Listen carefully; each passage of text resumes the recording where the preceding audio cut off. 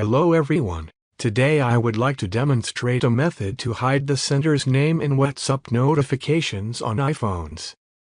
Let's begin. Open the Settings app from your iPhone's home screen. Tap on Notifications. Scroll down and locate the WhatsApp app. Under Lock Screen Appearance, tap on Show Previews. Select Never.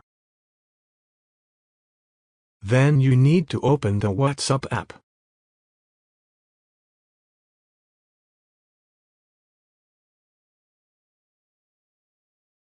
Tap on the Settings icon located at the bottom right corner of the screen.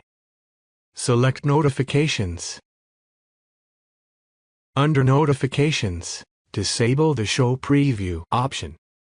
By following these methods, you can effectively hide the sender's name from WhatsApp notifications on your iPhone.